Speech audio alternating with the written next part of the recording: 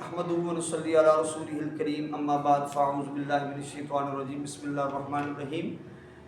ناظرین، امام حاکم نیشاپوری رحمۃ اللہ علیہ کی المستدرک علی الصحیحین جلد نمبر 4 اور اس کی حدیث مبارکہ ہے 4294۔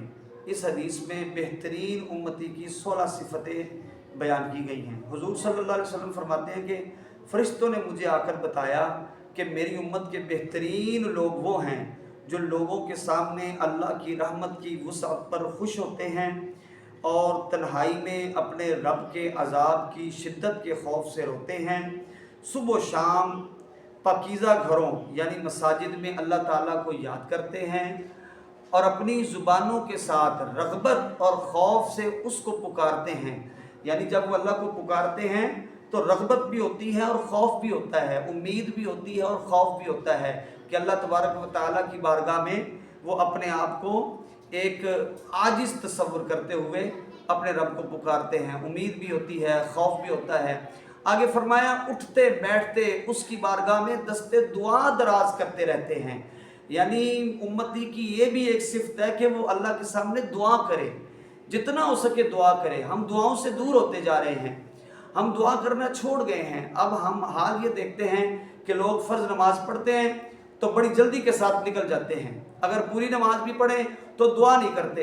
لوگ سمجھتے ہیں شاید اگر ہماری دعا قبول نہیں ہو رہی تو دعا کرنے کا فائدہ، یا لوگ یہ سمجھتے ہیں کہ بھئی ویسے ہی اللہ نے ہمیں بڑا کچھ دے دیا ہے تو دعا کرنے کی ضرورت کیا ہے۔ نہیں بھئی، یہ بہترین امتی کی صفت ہے کہ وہ اللہ کے حضور دعا کرے، اور دعا تو اللہ کو پسند ہے۔ بندہ مومن اللہ سے دعا کرے، اللہ کو پسند ہے وہ، لہذا دعاؤں کا اہتمام کرتے رہنا چاہیے۔ اگلی صفت یہ ہے کہ ابتدا اور انتہا میں اپنے دلوں کے ساتھ اسی کی طرف متوجہ رہتے ہیں۔ یعنی جیسا بھی حال ہو، غربت ہو، تنگی ہو، امیری ہو، فقیری ہو، جیسا بھی حال ہو، وہ ہر وقت بس اپنے مالک کی طرف متوجہ رہتے ہیں۔ یہ نہیں ہے کہ بندہ غریب ہو تو تسبیح نکالتا رہے کہ یا اللہ میری غربت دور کر دے، وظیفے پڑھتا رہے، اللہ اللہ کرتا رہے، سارا کچھ بس مسیت ہی ہو کے رہ جائے کہ بس بھئی میری غربت دور ہو جائے، غربت دور ہو جائے، لیکن جو ہی پیسہ آئے تو پھر اللہ نو بھول جائے۔ یہ بات پسند نہیں ہے اللہ کو۔ اللہ کو پسند یہ ہے کہ ابتدا اور انتہا یعنی ہر وقت غریبی اور امیری دونوں معاملوں میں اپنے رب کو یاد کرے، اپنے رب کی طرف متوجہ رہے۔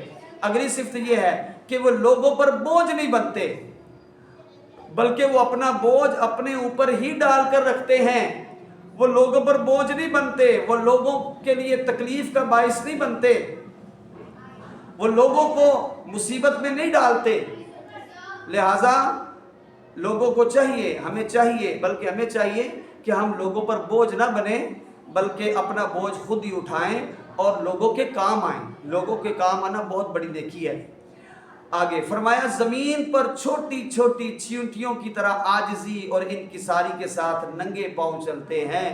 جب وہ زمین پر چلتے ہیں تو آکڑ کے نہیں چلتے، چودھریاں طرح نہیں ٹرتے۔ چودھری وہ نہیں ہے جو زمین پر آکڑ کر چلے اور جناب سمجھے کہ کوئی اور چیز ہی نہیں ہے۔ وہ تو چھوٹی چھوٹی چیونٹیوں کی طرح عاجزی کے ساتھ، انکساری کے ساتھ چلتے ہیں۔ بہترین امتی کی صفت ہے کہ وہ اطمینان کے ساتھ چلتے ہیں، چھوٹی چھوٹی چیونٹیوں کی طرح عاجزی کے ساتھ چلتے ہیں، اور وسیلے کے ساتھ اللہ کا قرب تلاش کرتے ہیں۔ وسیلے سے مراد اللہ کے محبوب صلی اللہ علیہ وسلم کا وسیلہ ہو، اللہ کے پیارے حبیب صلی اللہ تعالیٰ علیہ وسلم کے نام کا وسیلہ ہو، اللہ کے پیاروں کا وسیلہ ہو، اور اس کے قرب کی تلاش میں رہتے ہیں۔ اگلی بہترین امتی کی صفت یہ ہے، بڑی اہم ہے، فرمایا وہ قرآن کی تلاوت کرتے ہیں، وہ قرآن کی تلاوت کرتے ہیں۔ ہمیں بھی چاہیے کہ ہم اپنا اخلاق سنواریں اور قرآن کی تلاوت کریں۔ اخلاق بھی بہتر کرنا چاہیے اور قرآن کی تلاوت بھی کرنی چاہیے۔ اور فرمایا جب قربانی کے دن آتے ہیں تو قربانی کرتے ہیں۔ آگے یہ ذرا توجہ طلب لفظ ہیں، بسیدہ کپڑے پہنتے ہیں، یعنی جیسے کپڑے مل جائیں وہ پہن لیتے ہیں۔ یہ نہیں ہے کہ اگر بسیدہ ہے تو وہ پہننے نہیں ہیں، تگڑے کپڑے ہیں تو وہ پہننے ہیں، اچھے کپڑے ہی پہننے ہیں، پرانے کپڑے نہیں پہننے، جیسے مل جائیں۔ مختصر یہ کہ وہ اللہ کی رضا میں راضی رہتے ہیں۔ اچھے کپڑے مل جائیں تب بھی راضی، اگر بوسیدہ کپڑے ہوں تب بھی راضی، غربت ہے تب بھی راضی، अमीरी है तब भी राज़ी, लिहाजा हर लम्हे अपने रब को वो राज़ी करते रहते हैं, अपने रब की रज़ा चाहते हैं। आगे फरमाया कि जो ये काम कर लेते हैं अल्लाह तबारक व तआला की तरफ से उन पर मलाइका निगहबान रहते हैं और वो हिफाजत करने वालों की निगाह में होते हैं और वो अपनी फिरासत से बंदों को पहचान लेते हैं। बिलाद में, शहरों में गौर व फिक्र करते हैं कि जनाब देखें ये शहर एक वक्त था कि शहर आबाद नहीं थे, अब आबाद हो गए, लेकिन एक वक्त ऐसा भी आएगा शहर बर्बाद हो जाएंगे, ख़त्म हो जाएगा। रहे नाम अल्लाह का, रहे नाम अल्लाह का, बस उनकी तवज्जो यही होती है।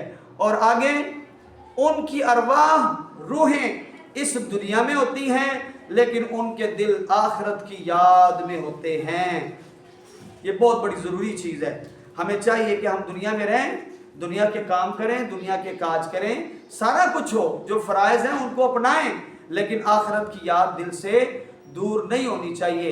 आगे फरमाया उनकी ख्वाहिश ये होती है कि अपनी कब्रों के लिए सामान तैयार करें, अपनी कब्रों का सामान तैयार करें। हाज़रीन मोहतरम, ये कब्रों के लिए सामान क्या है, ये इस पर इंशाअल्लाह अलग से हम वीडियो बनाएंगे कि कब्र का सामान और कब्र की तैयारी कैसे मुमकिन है और कब्र में कौन कौन सा ज़ादे सफ़र हमारे साथ जाएगा।